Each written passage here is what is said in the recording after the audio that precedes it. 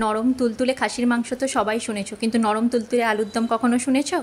বিষয়টা হলো কর্তামশাই আলুর দম খেতে খুবই ভালোবাসে, কিন্তু আলুর দমটা এমনভাবেই বানাতে হবে আলুর মধ্যে যেন মশলা একদম ভরপুরভাবে ঢোকে, আর আলুটা যেন নরম তুলতুলে হয় এবং মশলাটাও যেন আলুর সাথে একবারে মাখা মাখা থাকে।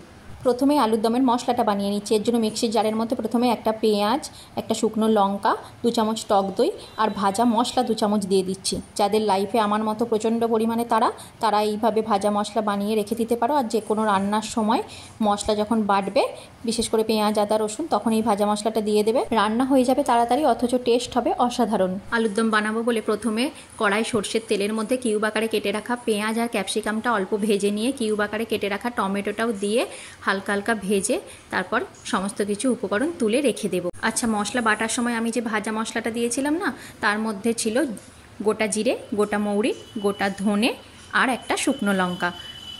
শুকনো খোলায় ভেজে গুঁড়ো করে আমি এটা রেখে দিই, যে কোনো তরকারিতে দিই, খুবই সুন্দর হয় খেতে।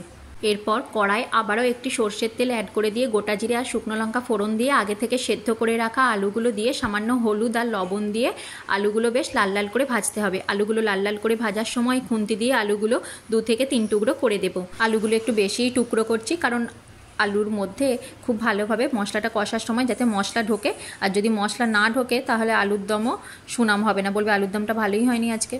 আলুগুলো লাল লাল করে ভাজা হয়ে গেলে মিক্সিতে বেটে রাখা মশলাটা দিয়ে দিলাম। তারপর মশলাটাও আলুর সাথে খুব ভালো করে মিশিয়ে নিয়ে পরিমাণ মতো লবণ, চিনি আর কাশ্মীরি লঙ্কার গুঁড়ো দিয়ে আলুর সাথে মশলাটা খুব ভালো করে মিশিয়ে নিয়ে সামান্য জল দিয়ে কড়াই ঢাকনা চাপা দিয়ে 2 মিনিট রান্না করব।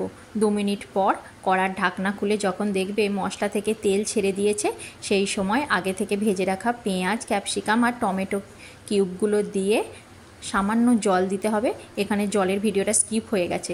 তারপর ঢাকনা চাপা দিয়ে 1 মিনিটের জন্য রান্না করব। 1 মিনিট পর কড়ার ঢাকনা খুলে দিলাম, ওপর থেকে ধনেপাতা কুচি ছড়িয়ে দিচ্ছি।